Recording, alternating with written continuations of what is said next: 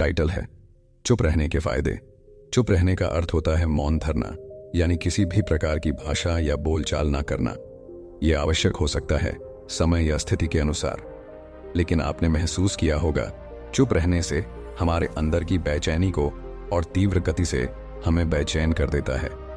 तो फिर हम कैसे चुप रह सकते हैं और ये मुझे किस प्रकार फायदा पहुंचा सकता है, आइए जानते हैं इस बौद्ध कहानी के माध्यम से। दोस्तों, इससे पहले आप कहानी में खो जाए चैनल को सब्सक्राइब जरूर कर ले। शुरू करते हैं। एक गांव में गौतम बुद्ध का बहुत बड़ा आश्रम था। वहां पर एक प्रसिद्ध बौद्ध गुरु रहते थे। वहां पर उनका एक शिष्य बहुत बोलता था। वह हर समय इधर उधर की बातें करता था। जब वह दान लेने के लिए जाता तो हर घर से एक नई कहानी लेकर आता और आश्रम के दूसरे शिष्यों को सुनाता था। एक शिष्य की दूसरे से बुराई करता, चुगली करता और दूसरों के सामने अच्छा बनने का प्रयास करता। खुद के मुंह से ही खुद की तारीफ करता रहता और हमेशा ही खुद को गुरु के सामने सबसे बुद्धिमान और उत्तम साबित करने का प्रयास करने लगा। वह खुद को सभी शिष्यों से अलग और श्रेष्ठ मानता था। उसका कहना था कि मैं एक अमीर घर का बालक हूं। अगर मैं चाहता तो एक आरामदायक और सुविधाओं से भरा जीवन जी सकता था, लेकिन मैं वह सब छोड़कर यहां आ गया, जो कि मुझे सत्य की खोज करनी है, खुद को जानना है, जीवन को जानना है। इसीलिए मेरा त्याग तुम सबसे बड़ा है। एक दिन गुरु ने आश्रम के सभी शिष्यों को बुलाकर कहा, आप सभी को अगले 1 महीने के लिए कोई ना कोई संकल्प लेना है। इससे आपकी संकल्प शक्ति मजबूत होगी और आप में आत्मशक्ति का संचार होगा। आप सभी अपने सामर्थ्य के अनुसार कोई भी संकल्प ले सकते हैं, और यदि 1 महीने से पूर्व आप में से जिस का भी संकल्प टूट जाएगा तो वह अपनी पुरानी दिनचर्या में वापस आ जाएंगे। सभी शिष्यों ने अपनी शक्ति के अनुसार छोटे बड़े संकल्प लिए और गुरु को अपने अपने संकल्प के बारे में बताकर वहां से चले गए। लेकिन वह शिष्य जो खुद को सबसे अलग और बड़ा दिखाना चाहता था, वह सीधे गुरु की कुटिया में पहुंच गया और बोला, मैं कोई छोटा मोटा संकल्प नहीं लेना चाहता, बल्कि खुद की ही जैसे एक बड़ा और महान संकल्प लेना चाहता हूं। कृपया आप ही बताएं क्या संकल्प लेना चाहेंगे। उसकी यह बात सुनकर गुरु मुस्कुराए और बोले, क्या तुम मेरे द्वारा दिए गए संकल्प को पूरा कर पाओगे? क्या तुम्हारे लिए उसे पूरा करना संभव होगा? शायद नहीं। वह तुम्हारे लिए संभव नहीं है। तुम उसे पूरा नहीं कर पाओगे। इसीलिए तुम खुद ही कोई संकल्प ढूंढो। शिष्य ने कहा, नहीं गुरुदेव, आप जो भी संकल्प मुझे देंगे मैं जरूर उसे पूरा करूंगा। गुरु ने कहा, ठीक है, तो तुम अगले 1 महीने तक चुप रहो, मुंह से एक शब्द भी नहीं निकालोगे। यही तुम्हारा संकल्प है। शिष्य ने कहा, गुरुदेव, यह भी कोई संकल्प है? यह तो बहुत ही आसान है। 1 महीने तक चुप ही रहना है। आप कोई बड़ा संकल्प दीजिए जो मेरी योग्यता के लायक हो, जिसे पूरा करने में मुझे समस्या। गुरु ने कहा, पहले तुम इस संकल्प को तो पूरा करके दिखाओ। शिष्य ने गुरु की बात मान ली और वह उसी समय चुप हो गया और पलटकर कुटिया से बाहर चला गया। उसे चुप रहना बहुत आसान लग रहा था। उसने एक दिन तो जैसे तैसे चुप रहकर काट लिया, लेकिन दूसरे दिन से उसके मन में ना बोलने का बोझ बढ़ने लगा। तीसरे दिन उसे भारीपन महसूस होने लगा और चौथे दिन उसके अंदर एक अजीब सी बेचैनी होने लगी, क्योंकि आसपास आश्रम के सभी शिष्य एक दूसरे से बातें कर रहे थे। वह भी अपना पक्ष उनके सामने रखना चाहता था, उनकी बोलती बंद कर देना चाहता था, लेकिन उसका संकल्प उसके आड़े आ रहा था। इसीलिए वह पूरे दिन सिर्फ मुंह और आंखें बनाता रहता। इसी तरीके से कुछ दिन और बीते और वह शिष्य बीमार पड़ गया। उसका सिर फटा जा रहा था। उसका खाने पीने तक का मन नहीं कर रहा था। वह सिर्फ बोलना चाहता था। वह गुरु के पास गया और उनके सामने बैठकर लिखकर उन्हें बताया, गुरुदेव, मैं बोलना चाहता हूं। बिना बोले मुझे सांस नहीं आ रही। मेरा दम घुटता जा रहा है। मैं अंदर ही अंदर पागल हुआ जा रहा हूं। मैं क्या करूं? संकल्प तोड़ दूं क्या?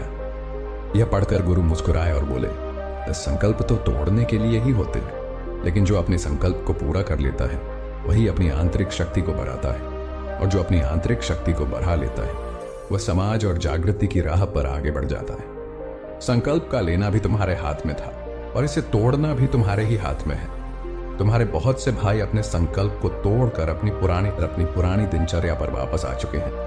अगर तुमसे नहीं हो पा रहा तो तुम भी संकल्प तोड़कर अपनी पुरानी दिनचर्या पर वापस जा सकते हो। लेकिन याद रहे, अगर आज तुम इस छोटे से संकल्प को नहीं संभाल पा रहे तो तुम अपनी बाकी की पूरी जिंदगी को कैसे संभाल सकोगे? बाकी फैसला पूरी तरह से तुम्हारे हाथों में है। गुरु की यह बात उस शिष्य के दिल में चोट कर गई। वह बिना कुछ बोले वहां से वापस चला गया और खुद को अपनी कुटिया में बंद कर लिया। वह केवल अपने जरूरी कामों के लिए ही कुटिया से बाहर निकलता, बाकी सारे समय कुटिया के अंदर ही बैठा रहता। 15 दिन बीत चुके थे और आश्रम के लगभग सभी शिष्यों का संकल्प अब तक टूट चुका था, लेकिन उसका संकल्प अभी भी जारी था। संकल्प लेने के बाद से अब तक उसने एक शब्द भी नहीं बोला था। सारा आश्रम हैरान था कि इतना बोलने वाला इंसान चुप कैसे हो गया। 15 दिन बीतने के बाद वह दोबारा अपने गुरु के पास गया और लिखकर बताया है, गुरुदेव, मैं बाहर से तो चुप हूं, लेकिन मेरे भीतर बहुत सी आवाजें हैं, बहुत सी चीख पुकार और शिकायतें हैं। मैं अंदर ही अंदर बात करता रहता हूं। मेरा मन तरह तरह के प्रश्न पूछता रहता है। मैं बाहर से जितना मौड़ू, भीतर से उतने ही शोर शराबे से भरा हुआ। क्या इस तरह से मेरा संकल्प अभी भी जारी है? गुरु ने कहा, हां, तुम्हारा संकल्प अभी भी जारी है, लेकिन जब तक लोगों की यह आवाजें तुम्हारे कानों में पड़ती रहेंगी, तुम्हारा मन बोलता रहेगा, क्योंकि इसे तो आदत है बोलने की। तुम भले ही बाहर से चुप रहो, लेकिन तुम अंदर ही अंदर बोलते रहोगे। तुम्हें इन बातों से, इन आवाजों से दूर जाना पड़ेगा। शिष्य गुरु को प्रणाम कर वहां से चला जाता है और सुबह होते ही अपनी कुटिया छोड़कर जंगल की तरफ चला जाता है। कई दिन बीत जाते हैं, संकल्प का समय भी पूरा हो जाता है, लेकिन शिष्य लौटकर नहीं आया। आश्रम में सभी को डर था कि कहीं जंगली जानवर ने उसे खा न लिया। इस बीच उसे ढूंढने की बहुत कोशिश की गई, लेकिन सभी गुरु भाइयों ने मान लिया था कि जंगली जानवरों ने उसे अपना शिकार बना लिया है। लेकिन गुरु को ऐसा नहीं लगता था। एक दिन आश्रम का एक अन्य शिष्य गुरु के पास आया और बोला, गुरुदेव, हमारे उस अधिक बोलने वाले भाई के साथ क्या हुआ होगा? क्या जानवर ने उसे मार दिया होगा? गुरु ने कहा, हो सकता है कि जानवरों ने उसे अपना शिकार बना लिया हो, लेकिन उसके न लौटने की एक दूसरी वजह भी हो सकती है। शायद उसे वह मिल गया है जिसके लिए वह गया था। फिर शिष्य ने पूछा, गुरुदेव, क्या ज्यादा बोलना इतना हानिकारक होता है? गुरु ने कहा, इंसान के जीवन के बहुत सारे दुखों में से एक दुख यह भी है कि वह कभी चुप नहीं रह सकता, हमेशा कुछ ना कुछ बोलता ही रहता है। सिर्फ हमारे बोलने के कारण हमारे आधे से ज्यादा दुख पैदा होते हैं। परिवार के अधिकतर झगड़ों की वजह हमारा बेमतलब बोलना ही होता है। हम में से कोई भी चुप नहीं रहना चाहता। हम बस सामने वाले को सुना देना चाहते हैं। जो भी हमारे मन में है सब निकालकर उसके मन में बैठा देना चाहते हैं। उसे समझा देना चाहते हैं कि देख, तू गलत है और मैं सही। और इस तरीके से सब एक दूसरे की सड़ी गली बातों को ग्रहण कर रहे हैं। इस तरीके से सुनने और सुनाने का यह काम जिंदगी भर चलता रहता है। लेकिन इस नासमझी में हम अपना समय, अपना जीवन, अपनी समझ और सबसे महत्वपूर्ण व कीमती पल जो जिए जा सकते हैं, जिनको अनुभव किया जा सकता है, जिनमें आनंद को प्राप्त किया जा सकता है, यह सब खो देते हैं। लेकिन इसके बदले हमें मिलता क्या है? कुछ नहीं, सब व्यर्थ और बर्बाद हो जाता है। इस पागलपन में हमने क्या खो दिया, इसका एहसास केवल कुछ ही लोगों को हो पाता है। बाकी लोग जैसे उन्हें अपने आने का पता नहीं, वैसे ही उन्हें अपने जाने का भी पता नहीं चल पाता। शिष्य ने कहा, तो फिर इसका समाधान क्या है? गुरु ने कहा, पूरी जागरूकता के साथ अपने विचारों को देखना, यही एकमात्र तरीका है। सारी मानसिक समस्याओं का वर्तमान में रहकर चिंतन करना, पूरी जागरूकता के साथ अपना काम करना जिंदगी में चमत्कारिक बदलाव ला देता है। उसके बाद वह शिष्य गुरु से अपने प्रश्नों का उत्तर पाकर उनको प्रणाम करके वहां से चला गया। उस शिष्य को आश्रम छोड़कर गए हुए 3 महीने का समय बीत चुका था, लेकिन उसकी कोई खबर न थी। अब तक तो सभी गुरु भाइयों ने भी उसके वापस लौटने की उम्मीद छोड़ दी थी, लेकिन एक दिन वह आश्रम लौट आता है। उसे देखकर सभी के आश्चर्य और खुशी का ठिकाना न रहा। लेकिन अब वह नहीं था जो यहां से गया था, वह कुछ और ही बनकर वापस आया था। उसके अंदर एक गजब का बदलाव महसूस किया जा सकता था। उसके चेहरे पर एक गजब का ठहराव और आंखों में बनी शांति थी। आश्रम में आते ही सभी गुरु भाइयों ने उसे चारों तरफ से घेर लिया और बातें करने लग गए। वह भी अपने गुरु भाइयों से बातें करने लगा। उससे बात करने वाले सभी ने यह अनुभव किया कि अब वह पहले जैसा उतावला और बातूनी नहीं रह गया था। उसके मुंह से एक एक शब्द बहुत ही सुलझे हुए और मधुरता के साथ निकल रहे थे। थोड़ी देर तक गुरु भाइयों से बात करने के बाद वह सीधा गुरु की तरफ चला गया। उसने गुरु के चरण छुए और कहा, गुरुदेव, क्या मैं अब भी मौन हूं? क्या अब भी मेरा संकल्प जारी है? गुरु ने कुछ देर तक शिष्य की आंखों में बड़े ध्यान से देखा और कहा, हाँ, तुम अब भी मौन हो। तुम्हारे मुंह से एक भी शब्द निकल नहीं रहा और तुम्हारा संकल्प अभी भी जारी है। शिष्य ने कहा, गुरुदेव, जब मैं आश्रम से गया तो मैं मुंह से तो चुप था, लेकिन मेरे अंदर बहुत सी आवाजें थी। मन में बहुत से प्रश्न थे और वह बंद नहीं हो रहे थे, तो मैं जंगल में चला गया, इस उम्मीद से कि वहां मुझे शांति मिलेगी और मेरे मन की बकबक कम हो जाएगी। लेकिन मैं जितना एकांत में जाता गया, मेरे अंदर की आवाज उतनी ही तेज होती गई। मेरे भीतर की पुरानी से पुरानी आवाज मुझे सुनाई देने। तब जाकर मैंने महसूस किया कि मैं कितना गलत कर रहा था। जब मैं अपने परिवार वालों, दोस्तों को और गुरु भाइयों को बुरा भला कहता था, तो उस समय मुझे लगता था कि मैं सही कह रहा हूं। जब मैं गुरु भाइयों की एक दूसरे से चुगली करता था और उनका मजाक बनाता, तब भी मुझे यही लगता था कि मैं उनसे बेहतर हूं और मैं सही कर रहा हूं।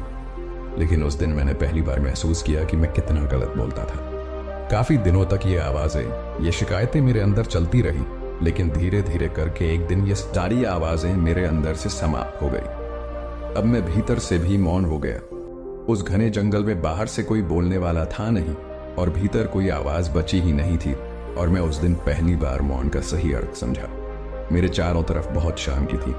हालांकि अभी भी कुछ आवाजें आ रही थी जो पहले भी आती थी, लेकिन मैं उन्हें सुन नहीं पाता था। पर अब वह सभी आवाजें मुझे स्पष्ट रूप से सुनाई दे रही थी।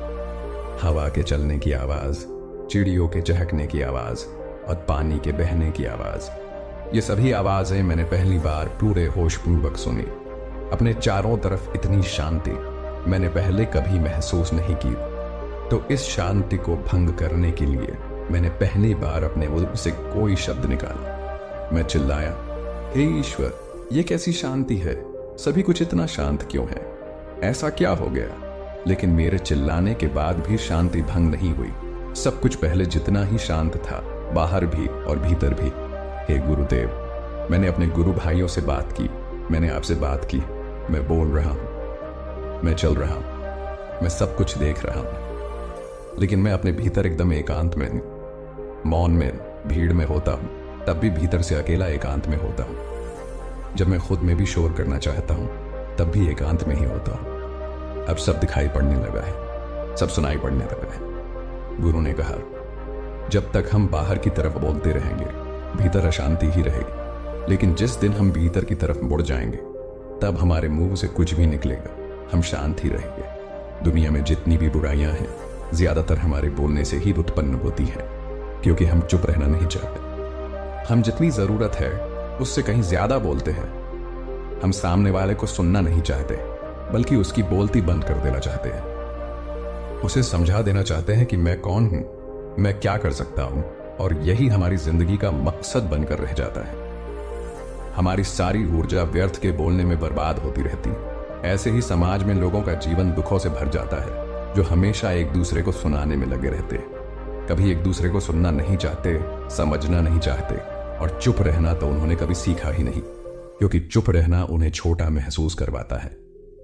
दुनिया की सभी लड़ाइयों का कारण हमारा बोलना ही है। इसलिए हमें सिर्फ उतना ही बोलना चाहिए जितना जरूरी हो, क्योंकि व्यर्थ का बोलना ऊर्जा को नष्ट करना है, और यह बोलना ही हमें कभी अपने भीतर की ओर लौटने नहीं देता, क्योंकि यह हमें बाहर की ओर खींचकर रखता है, और बाहर है ही क्या इस संसार के अलावा। लेकिन अगर अपने भीतर के संसार की ओर मोड़ना है, तो इस मुंह को बंद ही रखना चाहिए। इसीलिए जितने भी बुद्ध हुए, आत्मज्ञानी हुए, वह सभी एकांत की ओर भागे, ताकि उन्हें ज्यादा न बोलना पड़े, ज्यादा सुनना न पड़े। वह एकांत में रहे और शांत रहे, इसीलिए आसानी से भीतर की यात्रा कर पाए। लेकिन अगर कोई चाहे तो इस संसार में रहकर भी एकांत में रह सकता है, शांत रह सकता है, लेकिन इसके लिए उन्हें अपनी ऊर्जा बचानी होगी, जिसे वह अब तक अपने व्यर्थ के शब्दों में बर्बाद कर रहे थे। दोस्तों, इस कहानी की सीख यही है कि व्यर्थ का बोलना ऊर्जा को नष्ट करना है। ज्यादा और व्यर्थ बोलना ही हमें अपने भीतर की ओर लौटने नहीं देता, क्योंकि यह हमें बाहर की ओर झुकाए रखता है, और जिन्हें भीतर की यात्रा करनी है, उन्हें अपने मुंह को बंद ही रखना चाहिए। मुझे उम्मीद है कि आपको यह कहानी पसंद आई होगी और काफी कुछ सीखने को मिला होगा। कहानी के बारे में अपने विचार आप हमें नीचे कमेंट बॉक्स में कमेंट करके बता सकते हैं। जाने से पहले वीडियो को लाइक करें और चैनल को सब्सक्राइब जरूर करें। नमो बुद्ध।